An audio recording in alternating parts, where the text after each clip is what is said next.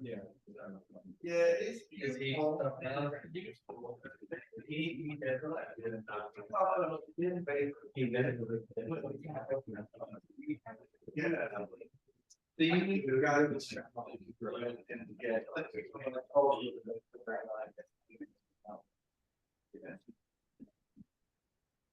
and so in the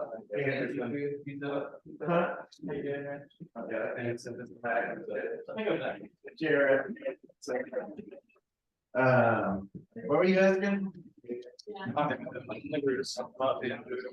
yeah. I think I asked something about the teachers or something. Oh yeah. Oh, they're in Houston. Right now, the temple out they got out there. Hi, Sam. Hello. You can move the table back a little bit so that they can have space to sit there. Like move it in? No, the back, yeah. Move that back, yeah. Yeah, you so that.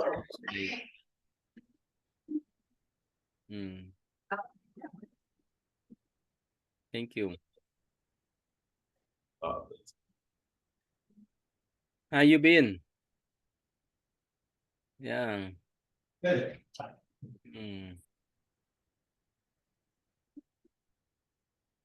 How you been, Josh? Well, Be careful why then.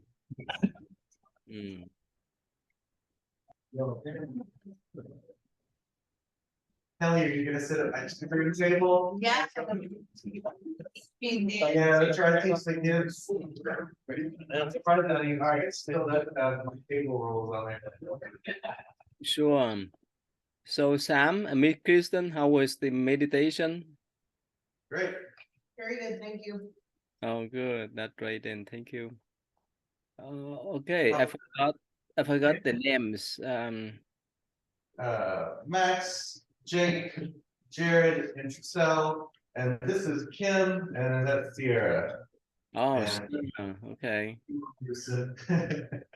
Yeah, you're welcome to come down here to the table so that we can speak, so that we can hear together. What, in Houston? Yeah. Is it Sarah, right? Could you invite her to sit around the table? Here. Oh, yeah. Yeah.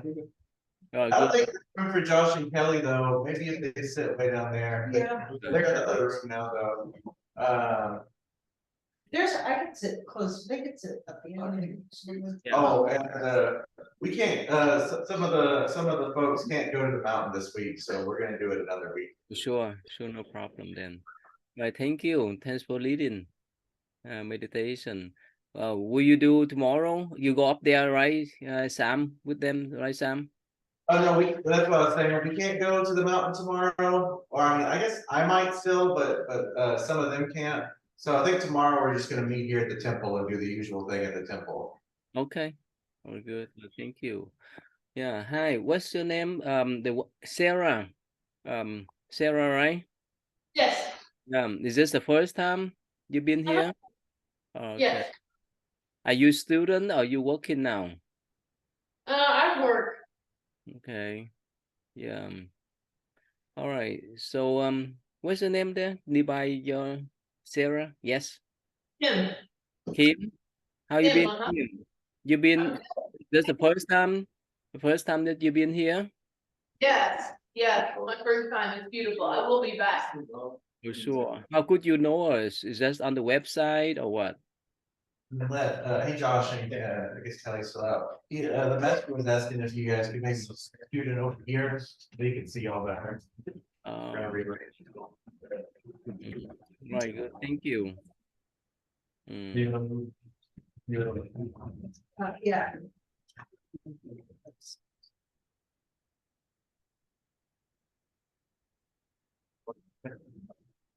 All right, so yeah, so we have the Buddhist session, so we take turn to read the books. Okay, let me share with you. I'm here in Houston.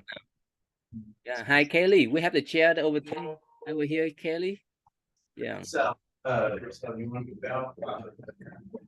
think I got one in mind. Okay, so let's just move on. see. Let me share the screen. Can you see the screen or too small? It's a bit small. I can see it, but maybe not everyone could. Let me increase the font. Better? Hmm. All right. Yeah, let's see here. Oh, okay. George, would you mind to read the next one, please? This one, both men and women, please.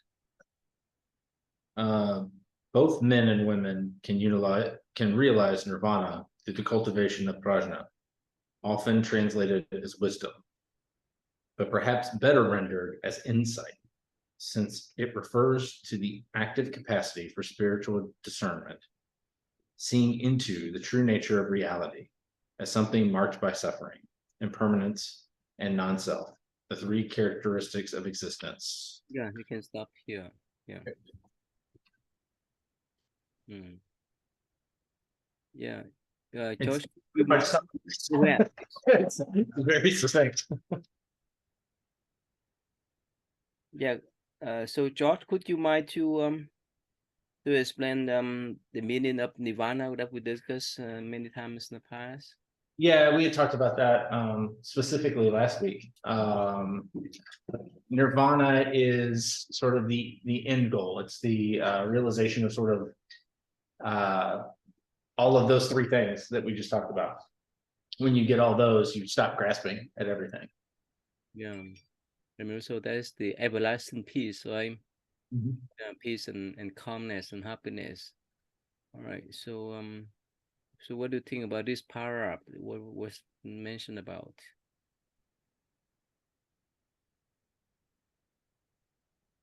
It's definitely right.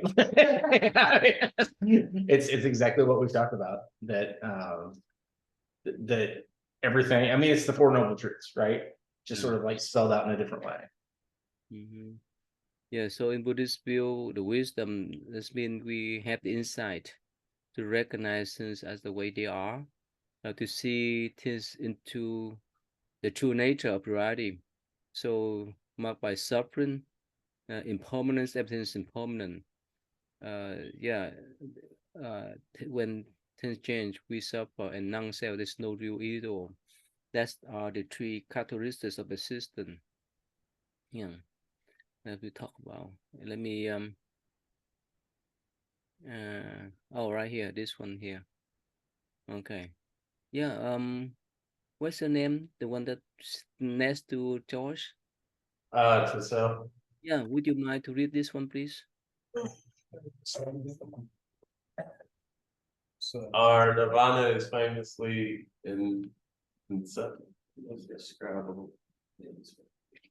indescribable.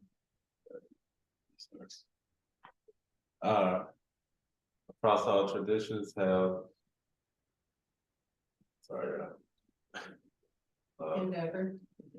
Never often with great beauty and eloquence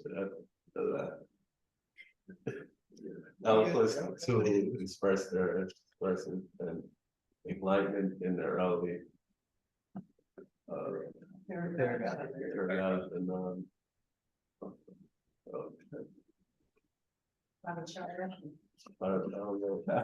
These are some big words. I got the hardest one, man. You've got a great paragraph.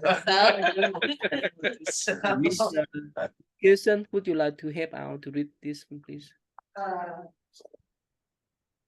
Do you just want me to reread it? Yes. Yeah. All right. Nirvana is famously indescribable, but practitioners across the traditions have endeavored, often with great beauty and eloquence, to express the experience of enlightenment. In the early Theravada, the nun Padachara wrote, "After washing my feet, I wash the water and follow it down the drain, and it makes me calm and control my mind, though it were a noble thoroughbred horse. Taking a lamp, I then enter my cell. Thinking of sleep, I sit on my bed. With a needle, I put out the wick. The lamp goes out. nirvana, my mind is free. Okay. Yeah. So, yeah, so nirvana, the more you discuss it, the kind of probably the further away from it you actually get. So it's obviously it's has a sense of beauty and nobility to it, but okay, so this nun wrote, so in her version of trying to describe it is this very mindful way of being, that you're very present in the moment, and that like that final extinguishment is sort of like your that consciousness is there, but it's not attached to anything. Yeah. So the lamp go out, right? That's nirvana. The lamp, that's meant the desire, all right? The fire of desire, the fire of anger, go out.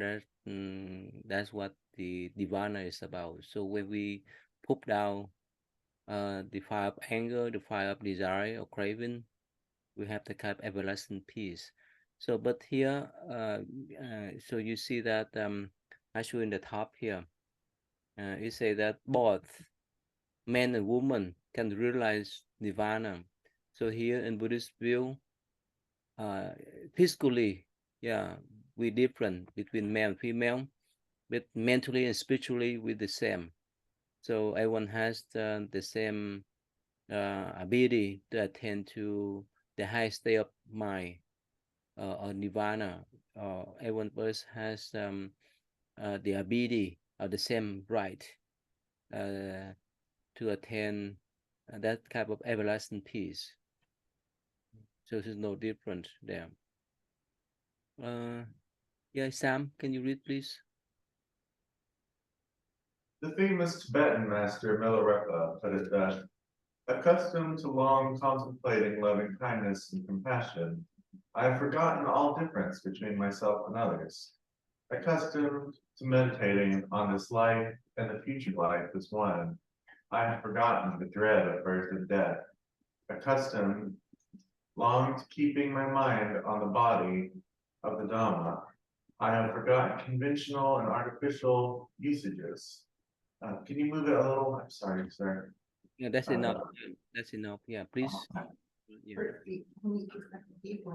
Oh, yeah, I can You can move his head up. You can move his head up there too. Oh, nice. I forgot. Oh, yeah. All right. You have the power city. Anyway, yeah, I like this passage a lot where the Tibetan master Milarepa is talking about this, because it's very true, and it is at the heart of the Buddha's teachings, and what we were also just talking about. When you have the insight to see things as you really are, you understand that, you know, there is no difference between yourself and others. And that's one of the reasons that we practice the loving kindness and compassion, because when you do bad things to another person, you're doing them to yourself. And when you do good things to another person, you're doing them to yourself. And you forget, you know, worrying about birth and death and the future life and the current life, because they're ultimately all the same when you really see through all the illusions. Which, when we were talking about prajna a moment ago, I was thinking about how, you know, it's at the heart, because you know, attachment is the root of suffering, but one of the related things to attachment is delusion. And when you have insight, you see past delusion, and so it's a big part of it. You know the story of Tibetan master Milarepa? I've heard his name and I've seen him quoted, but I don't know a particular story about him. I do. Okay. Or you can watch the movie, you can watch the movie too, there's like, I think you can watch it on YouTube. I think it's called, it might be called No Ripa. I remember, he was like a pretty like brutal murderer or something, he was a pretty brutal guy, and then he went up somewhere in the mountain, and he attained enlightenment, of course, then was no longer violent. Okay. I will show you a short video clips about him here. That's the movie here. Oh, let me do You watched it before? Different movie though, this looks like a great segue. Yeah. Oh, no, that's not it. Turn to the left. High barren plains of western Tibet. A child was destined to become an enlightened hero. But long before he was known as the great Milarepa, he was a young man named Tapaga, with a father gone before his time.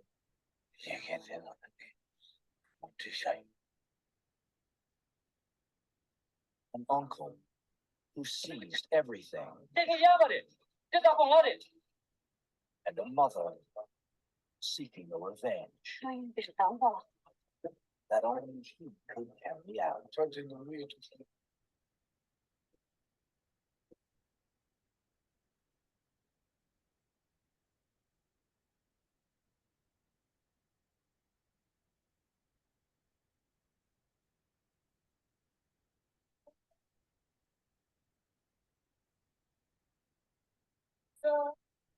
Yeah, so basically, yeah, at first, he's supposed to inherit all of his father's treasures, but somehow his uncle and aunt kept all, and they kicked him and his mother out to become a beggar.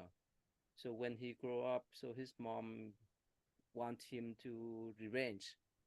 So she encouraged him to study the black magic, and so he did, and he went back to use that black magic to kill many of his relatives to revenge. But he regret that. So later on, he left his village and seek out for a master, and up to many tests. So somehow later on, his master taught him the practice, and later on he went to the mountain by himself, and eventually, according to the legend, he attained what they call nirvana, and his story is so famous that most people who ever study Tibetan tradition would know him. So that's what's about him. Yeah. But anyway, so the passages here that we learn. So Sam, what do you think when somehow our mind is so pure? Why you say that I have forgotten all difference between myself and others? Why is that? Because there is no separate self. Yeah. You know, we can, in ordinary everyday language, we can still refer to the self, like to save time and simplicity. But ultimately, like the idea that we're all these different separate beings is an illusion, because we're all so connected. You can't really, like, you can't just have, like, you know, a person without the world. I think one of the teachers in one text said something like, you know, if you have a single rock, you have to have the whole universe. And the reason why is because everything is dependent on everything else. And I mean, even scientists now, they talk about how, you know, the idea of, I think I was actually talking to Aaron about this the other day. I think the idea of the self, the non-self in Buddhism is proven right by, you know, they talk about like a human body, like it's so full of all these microorganisms that aren't even actually us. They're like foreign bacteria. And, you know, and when you get down to like the atoms and stuff, like none of that's solid. It's all coming and going between like our environment. And, yeah, there's no separate self. And so whatever you put out into the world, it's inevitably going to affect you because there's no you and there's no other person. You're all the same, basically. Yes, thank you. And somehow, the more things that we fear in our lives is birth and death, right? So Miss Kirsten, so he said that I have forgotten the breath of birth and death. Can you elaborate that? So how could he forgot even birth and death? What do you think?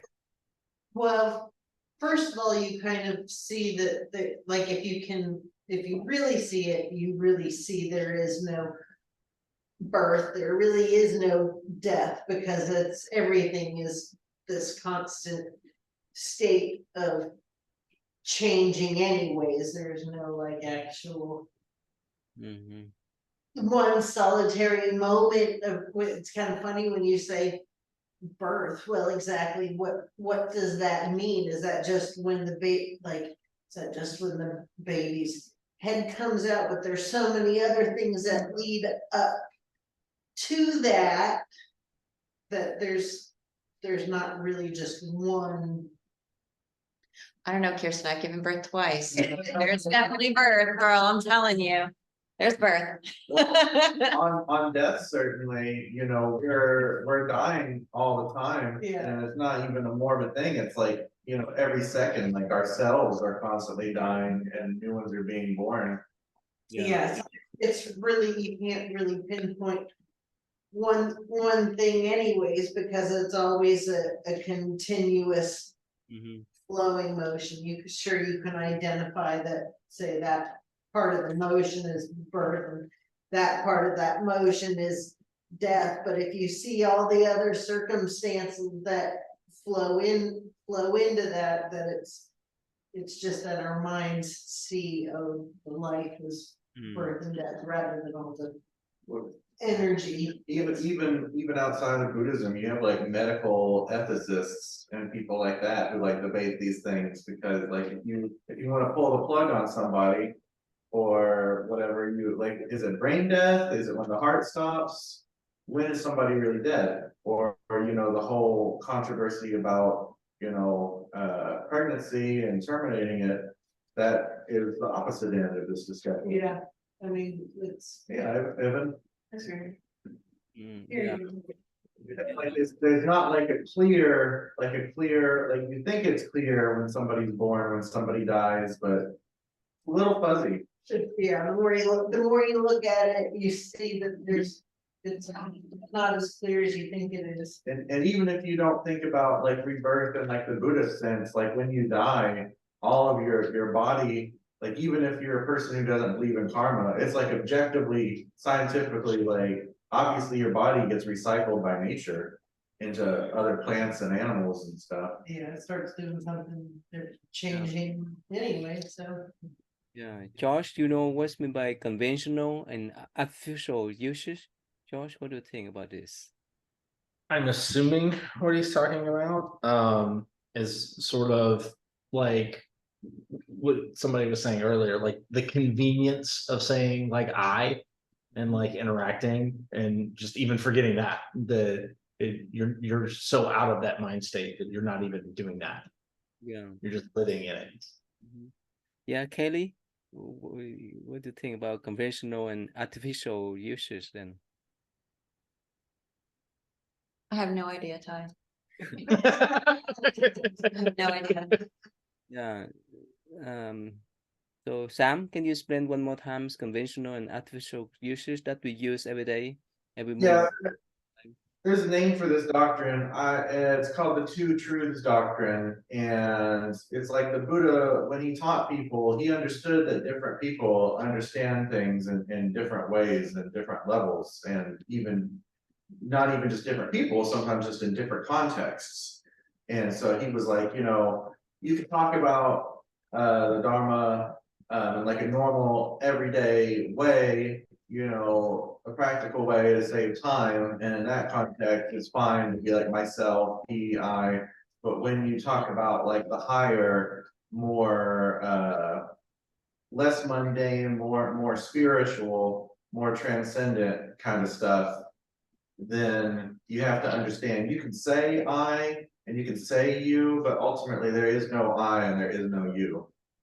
So, for example, every person has different names, right? That's for conventional way to communicate, right? And artificial uses, like we call the table in English, and Miss Kristen, what's the call table in German?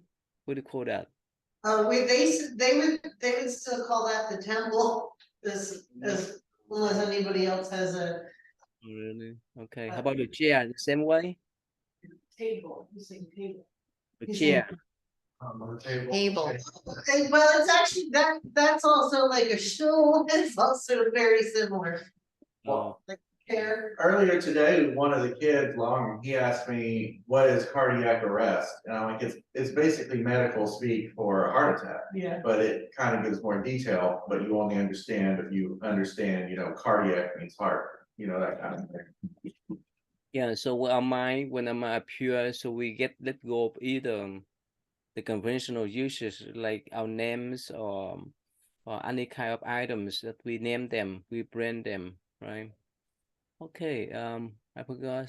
Is it Miss Kim? Would you mind to read, Miss Kim? Sure. A striking, more recent account comes from the Zen master. Pardon my. Yeah, Soki. So- Asaki. Sasaki?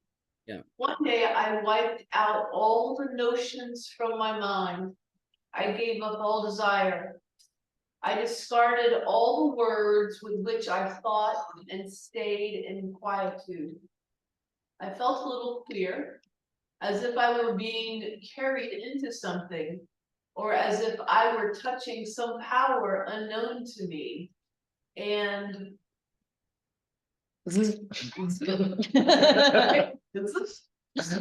entered. I lost the boundary of my physical body.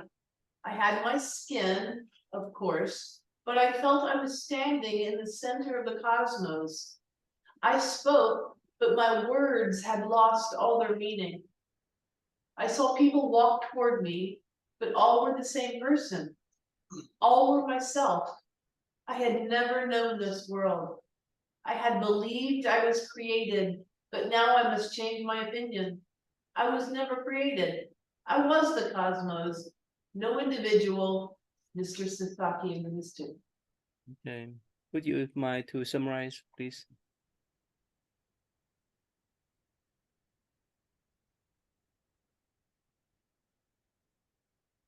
This is easy. It's easy to. Well, it sounds very much like what we were just discussing is just losing that sense of separateness. And instead experiencing the sense of what reality really is that there is no separation. Yeah. Yeah, so probably most of us have some example, some experience. That's so when we are in tune, let's say we're in tune with driving, we don't notice the difference between ourselves and the car, right? Or even when we are cooking, we're really in tune with the cooking. We would not distinguish ourselves and the food, or even when we have the conversation with our loved one, right? Our spouse, our girlfriends, boyfriends, and whoever.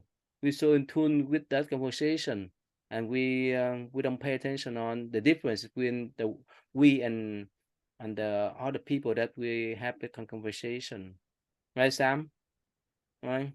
Yes, I was thinking of the same thing with the car that you said, as a good example. Yeah. It also makes me think about when I'm in conversation with someone, when the conversation is rich and there's connection between the two of us. It's like time doesn't even exist because there's just this merging, this melding that seems to happen. Okay, yeah. All right, let's see here. S- I forgot your name. Here, Yeah, Sarah, would you mind to read this one, please? yes. The fourth noble truth provides the formula for removing desire, the noble eightfold path. The eight ideals outlined in the concept offer a cure for the continuous cycle of rebirth, suffering, and death. The ideals of eightfold path are traditionally divided into three categories. The mark, the progressive path to nirvana, mortality, right speech, right action, right livelihood, meditation, right effort, right mindfulness, right concentration, and the cultivation of prajna, wisdom or insight, right view, right thought. Yeah. Have you ever read this part before? I mean, have you ever known the Eightfold Path before, Sarah? I haven't not. No? Okay.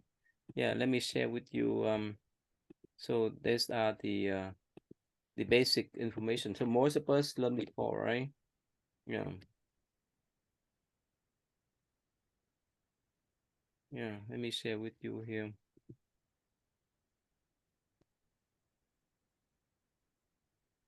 So these are the Eightfold Path here. Here. You can see, right? Yeah. Okay, so right samadhi, have right mindfulness, right effort, right livelihood, right conduct, right review, right reserve. So probably let's just one. This is okay here. It's easy. That one's too small to read, I think, perhaps for some. So the first pair, that is wisdom, right understanding, and right thought. The wisdom, right speech, right action, right livelihood. So these three are the relate to the ethics, right, to the morality. The last one, right effort, right mindfulness, right concentration, it relate to how we transform the mind. So we discuss this in from time to time, right? So the Buddha say this is at first we need to transcend or transform our mind. When we can transcend our mind, when we can change our mind, we can change our speech, action, and livelihood. So let's see here. Miss Kirsten, do you know what's mean by right understanding about? Well, right, yeah, right understanding is, pretty much keeping the, well, obviously understanding the Dharma and, yeah, that we are all one, that there is, in everything is the dependent origination, Yeah. that our ignorance is what, which our ignorance is what causes us to keep coming back, is that turning away of understanding the ultimate truth. Okay. Ivan, what do you think about right understanding in Buddhist view? Hmm. Anything, Ivan? Yeah. I know what you mean. No. Okay. Yeah. Josh, what do you think? What do you think about right understanding about Buddhism in Buddhist view? Really, I'm not gonna say too much different than what Kirsten said. I think it's having the right understanding about how we attach to things and how that sort of or malforms our perception of what is real. Yeah. Actually, yeah. Sam, will you please, Sam? Yeah, like what Josh and Kirsten were saying, like if you Josh was talking about attachment, yeah, like the Buddha, one of his main messages with like the Four Noble Truths is he says, you know, the origin of suffering is the attachment. Yeah, that's something that we have to understand, and a lot of people get, oh, go ahead.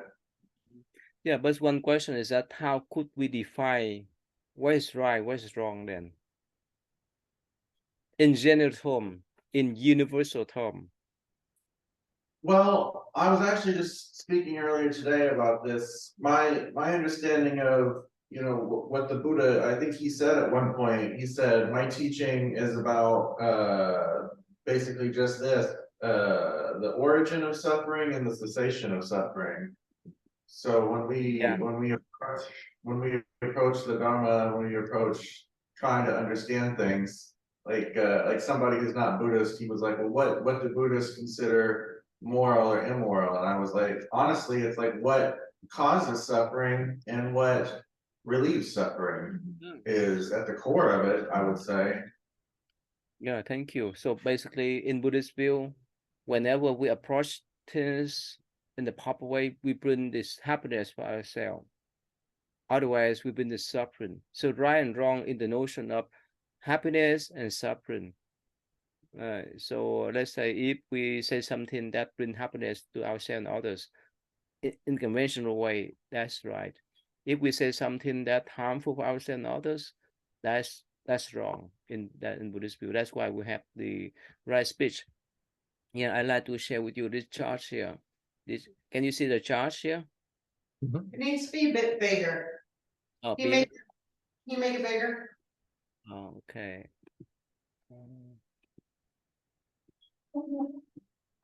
It's okay. That's great. Yeah, so here, this is the 4 noble truth, right? The symptom, that's what the suffering, the cause of the grasping and craving, the cruel, that's we can stop the suffering, and the treatment, that's the A4 part, right? And that's just 3 characteristics that we can mention: impermanent, suffering, and not self. So yeah. So the first one here, the A4 part, the right understanding or right thought, wise thought here, wise intention. This is wise intention, this right thought here. So in Buddhist view, we have to develop what we call renunciation. That means to be patient, to let go of attachment, to free from lust, to develop the loving kindness, goodwill, readiness, free from ill will, wise intention, compassion, harmlessness, non-injury, free from cruelty. So in Buddhist view, as long as we have this type of wise intention, we will develop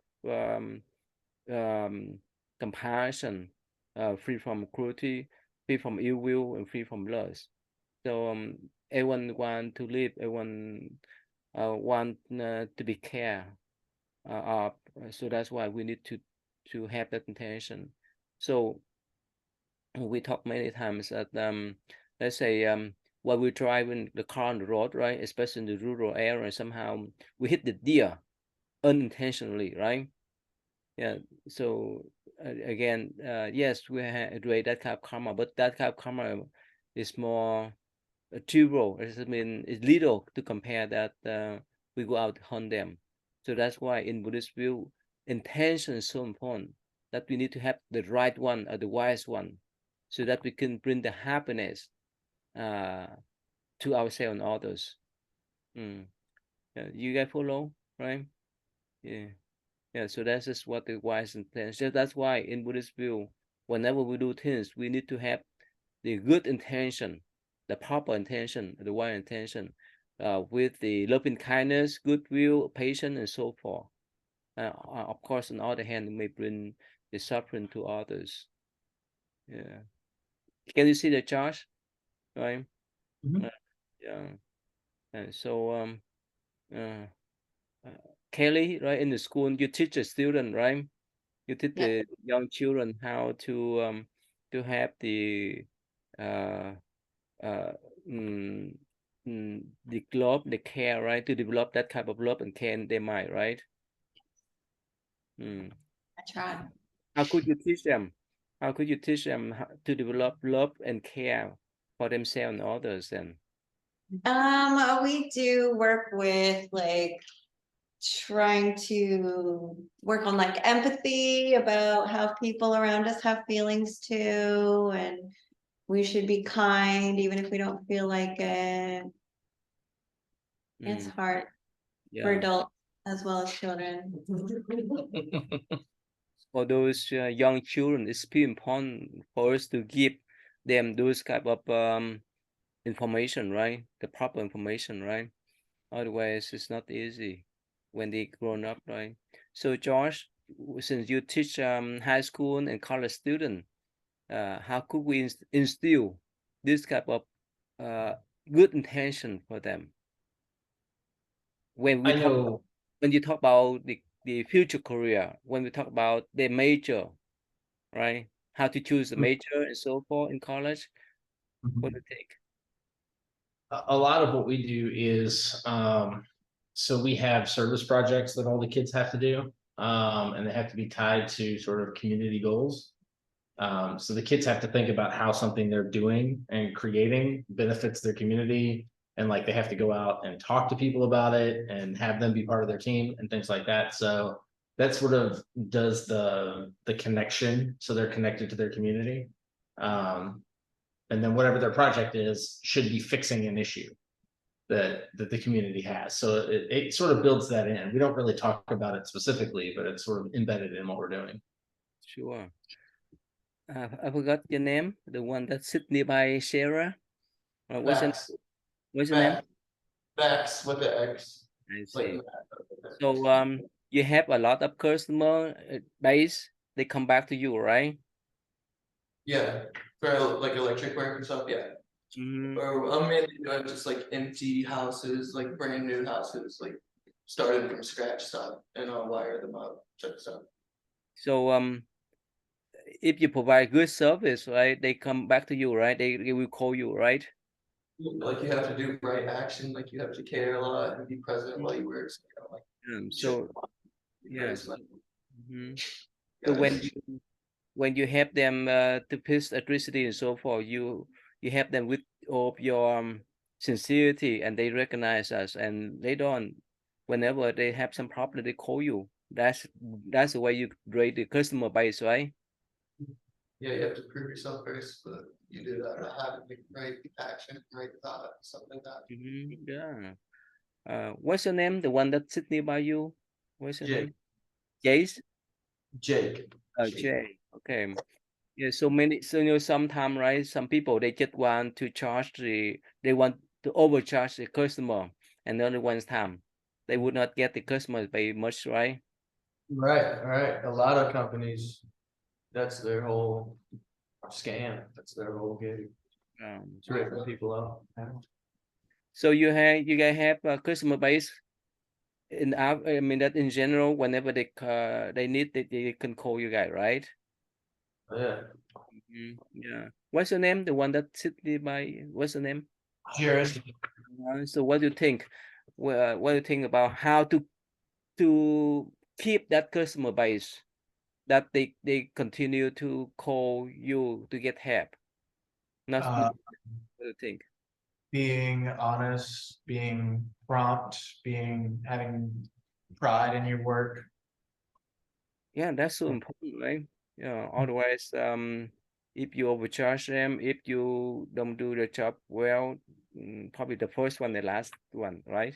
But if you do well, right, you care for them like the way that you care for your house, the way you care for your best friends, and they get back to you whenever they need help, right? And that's just applicable in every aspect of our life. That's why right intention is so important. Yeah. And the next one here, I want to spend a little bit time what you call right. Sorry, not right intention. The next one, oh, right wise. Sorry, I skipped this one. Wise view. That's mean right understanding. Like Miss Kirsten, right? He mentioned about you. We need to. Right. Yeah, can you spend one more time over this one, please? Yeah, well, right view is the understanding that there is, is also understanding that there's no self and understanding, Dharma. What do you think about understand the karma, the cause and effect? Why it's so important to understand this? Why you need to understand dependent origination. No, I'm talking about And the cause. Sorry, the yeah, cause. cause and effect, the way you, you know, potentially whatever you send out, eventually is, you're gonna run into that energy anyway, so it's, you know, if you contemplate, play it long enough, you understand you wanna go down this wholesome path and create, better karma. For yourself and everyone, and then of course, if you have right view, you also understand that what you do for yourself is for others, and what you do for others is for you, that it's. Yeah. same Yeah. thing. Thank you. So Miss Kim, right? You understand, right? In Buddhist view, is the law of karma, the cause and effect is so important, right? You understand this, Miss Kim, right? Yes, I believe I do. Yeah. So whichever thing we put out there, it will bounce back to us, right? Like Sam, right? You can mention that that if we care for others, others will care for us. If we harm others, maybe we harm ourselves, right? Exactly, right, yeah, I thought of that too, so whatever we're doing to, whatever it appears that we're doing to someone else, we're doing to ourselves, so, yeah. Right. Like Sarah, right? It's understandable, right, Sarah? Okay, so again, so this is what we call wise view or right view and understanding, right intention here.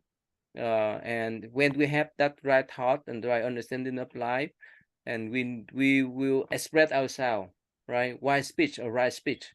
We would not say something that untruthful. We would not gossip other people. We would not say some harsh speech, or abusive speech, or idle chatter and so forth. I used to ask my student, what about white lie? What do you think? What do you think? What do you think? I keep forget 3 of your guy names. Yeah. How about Kelly? Have you? I think you teach your student, right? What happened about white lie? What do you think? How can you teach them to stay away from that? What do you think? I mean, a white lie is different from I mean, it depends on how you define a white lie, because you can lie by omission, you can outright lie. And if you're doing right speech, if it's true, useful, kind, and appropriately timed, sometimes you have to keep your mouth shut, which might be a white lie. Well, Because you're like, well, your hair looks so cute today. It looks really good. Well, that's a light white lie because I don't like your hair, but I'm not gonna like, it's not right speech to say I don't like it. So it's a gray area. White lie is gray. I don't know. So how about trip you? How about when you do business, when you come to serve the customer, somehow you may explain that, oh, you have some kind of promotion and so forth. Is that white lie or what do you think? Yeah, that could be a lot. I guess some electricians like overcharge people for stuff that they probably know they shouldn't charge for, like to replace a light. Really, it should cost $30, but they can charge $150 just because the customer is ignorant about electric work and doesn't know as much. And that could just malpractice or white lie. That's pretty bad. I don't really like it. Here's what I have to say about it. Lying by omission. Are you intentionally leading someone to believe something that's false? Yeah. So if you say it or you don't say it, it's still the same thing. This is just me. It's the same thing, because you are knowingly letting someone have the wrong conclusion, rather than politely, honestly holding your own and saying, you know. She's not the common. Yeah, yes. I mean, I think sometimes silence is fine. I also think sometimes saying something that's not unrelated, but not necessarily like. I can't get too into it, but suffice to say, there's issues between one of my sisters and her daughter. And whenever they try to talk to me about their drama with each other, I'm honestly just like, well, she's looking very beautiful today. Yeah. We just don't comment on their problems, I'm just saying something positive that is true. And it's kind of related, but I don't want to get in the middle of their argument, so I'm just like, she's looking very nice today, you know, something like that. I mean, a lot of that comes down to learning to be skillful. Yeah. Yeah, So I Ivan, think, yeah, go ahead, please, go ahead. Sorry. oh, I was just, a lot of it's intention of like, if I'm saying a white lie because my intention is to not hurt your feelings, knowing that if I just said everything I thought, if you asked me a direct question and I said everything I thought, that would be harmful and my intention would not be good. But if my intention is to spare your feelings, knowing that in the long run, it's beneficial to you, then it's right speed. Yeah, intention count, right? Ivan, what do you think? Someone just repeat the white lie all the time, so most of the time, what do you think? If someone just repeat the white lie most of the time, what do you think about Ivan? They Yeah. the white lie all the time. Mhm. I think they're trying to present something externally that they aren't. In a presentation of a white lie, there is lie through omission, there is lie through silence, but there's also a moment of taking responsibility for something grossly external. Of, oh, if I say this thing, I hurt their feelings, so thus I am responsible for their reaction. Or taking a white lie in presentation of, I want to present myself as a nice person or kind person, or even though I may internally be different or judging or presenting. Right speech comes at a cost. That cost is truth. Yeah. By and large, and it's honesty and transparency and presentation of seeing things. As long as your intention is kind and you work on the other points, right, of self-awareness and presentation of self in a kind way, your right speech follows as such. And thus the external world begins to reflect the internal world. And it's sicklier. Yeah. So again, right? If someone just repeat the white lie many times, so it become the habit of telling lie, right? Even they may joking, right? But it become a habit of telling lie, right? Right. So how could we so what do you think? I forgot. I forgot to you about the one that sit nearby Katie. What's the name one more times? Maps. Yeah. So yeah. So what happens if you encounter some customer, they keep lying about their problems. What do you think? Yeah, I guess that's like attention-seeking behavior. If they're lying about having a problem, they really don't have one. That comes from just being like feeling bad emotionally, and I think that's a lot of like where wrong speech comes from. Is just when you feel horrible, you're more likely to say some hurtful stuff, and that goes back to like meditation practice and stuff that could help with that. And just staying in the moment. The more present you are, the more likely you are to make right speech and stuff like that. I've also known examples of people who are like people pleasers all the time and always tell people what they want to hear. And then they eventually do that so much that they end up in a situation where they just lay it all out at once, like what they really think, like all at once. And it's just like an explosion of all the thoughts and things that they held back. And at that point, it's too late, it's a bad situation, it would have been better to just get some of it out in the open sooner. Yeah, anyway, so again, even right, even for wildlife, if they don't have intention to cheat others, but if they keep talk about those wildlife, eventually become a habit of telling lie, right? Even they don't have intention. Is there any severe consequence about that? Anything? What do you think? Yeah. The one, I'm sorry, again, I forgot. I could not, probably I need to learn your name. So one that sit nearby Kelly. Yeah. What do you think? If, yes. What happened if people get keep telling lie, even they don't have intention to hurt other? What do you think? Well, it may add up karmically, perhaps. Just over time, even just these small little lies, even if you're not trying to hurt anybody, will add up and may change you as a person eventually and change your karma. But it's not easy, right? It's not easy to stay away from the white light, right? Because sometimes we joke with each other, right? We say something that make other people, we make fun with each other, and somehow and again it's become the habit too. But anyway, so in Buddhist view, yes, the person is intention, like Kelly mentioned, right? Intention count everything. But if we continually to talk about that type of lie, whether white lie or real life, eventually become a habit, our habit then. Yeah.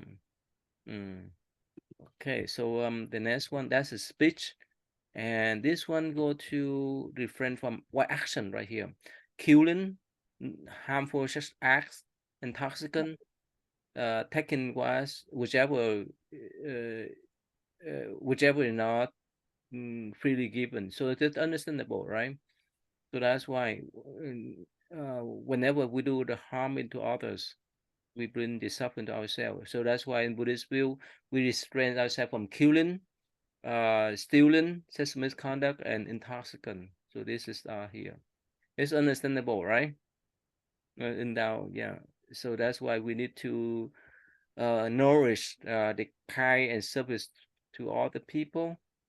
We need to be generous to all, nurture the love, relationship, and beauty, cultivate the loving kindness as mindfulness, compassion, and wisdom. So that's understandable, right? I want to move quickly about this. So here's the wise livelihood, or right livelihood. So Miss Kirsten, what do you think about this thing to become a soldier? Right livelihood is, yeah, keeping your income or source, whatever, from, you're not, killing things, you're not, dealing in weapons, you're not dealing in living beings. I don't, yeah, and poisons, so yeah, you can't be a drug dealer. What happened if you find some liquor store that's so profitable? What do you think? Well, I mean, then you understand, you might get more wealthy, but then you also understand how much potential suffering you're creating for other people, and by supplying them with easy access to something that's potentially deadly, or destroys many lives. Yeah, it's clear, So right? that's on you. If you want that job and you want that responsibility, or like a bartender's, it's their responsibility to not over serve people, and In 2008, 2009, when I lived in Boston, I knew a guy who believed in Buddhism. I don't know if one could call him quite a Buddhist, but he believed in Buddhism and knew a lot about it. And he was a manager at a liquor store, and he was an alcoholic, and he suffered a lot. And it wasn't until after he quit and sobered up that he was a lot happier. Yeah. So George, what happened if some of your students they go to business? Like was that the advertisement, right? Like high pressure segment. So what do you think? I always have the conversation with students that like, whatever you're picking, it doesn't define you for the rest of your life. Like you're just learning a skill. And I can point to tons of people on my team. I'm like, I point to myself. I'm like, I have a music degree. I work for a university now. Like these things are not related. And so it's, I tell them not to put too much into it, but I have also seen like certain schools inside of colleges that are very toxic, and what they teach is very toxic. And it's sort of like you can kind of tell kids, maybe not go that way, but ultimately it's kind of up to them. Well, so somehow, let me share with you one more time. Somehow, again, these are just the Buddhist option, Buddhist opinions, right? So again, if you think that's wise to follow, that's right. Otherwise, that's your choice. So, so Buddhist view is that we provide this type of information, and if you think it's appropriate, you can take it. Otherwise, that's your choice. Because at the end of the day, you are the one that take care of your own karma, no one else, right? So that's why in Buddhist view, become a fisherman, become a hunter, butcher, that's a very heavy karma. Of course, we talk about the soldier, the high pressure salesmanship. So depend, it's your choice. All the things that's understandable, right? No human trafficking, no trading weapons, flesh, and so forth is understandable, right? So so these are what they call the wise livelihood. And so just it's easy, not easy for the students, especially the freshman level, right, to understand where they heading to when they choose the major, right? Yeah, a lot of them change. They get into a career path and they realize that that's not what they want. And so they sort of like can key into the things that like I've had several, you brought up business, had several students go into business and then leave it because they're like, I cannot do this. Like it doesn't feel right. So Kelly, so sometimes you may ask a student what you want to be in the future, right, Kelly? Yeah, we just did a writing assignment on that. It's really cute. Yeah. Yeah. They want to be like teachers and vets and waiters. I had two that wanted to be servers. So it's like because they like pizza. It's really it's kindergarten. I've heard of kids that want to be a garbage man, and I'm like, honestly, that's a good paying job. I have one of my kids, I always have them give their characters like a background story. And I had one give him, he said, yeah, my name is Cody Johnson and I work at the pet food factory. I would definitely rather be like a garbage man than like some predatory businessman who like rips people off and lies to them and like. Yeah, it's necessary to society. Right, so thank you again. These are the information and this for us to understand. As long as we follow, we can do a good karma. Otherwise, it's our choice. So how about Trip you? Have you had any job before you become a electrician? Have you hold any job before? Yeah, I worked at Kentucky Kingdom, and then I was. Really? Okay. Being a server is good. I mean, people need food. I worked at Cracker Barrel. I see. Great job. So you guys went to the tech school, right, to become an electrician, right? We're in school. I'm in school right now, getting my I'm a journeyman or about to be a journeyman. Oh, okay, good. All right, so all right, so thank you. That's this time up now. We can see you next time then. Thank you.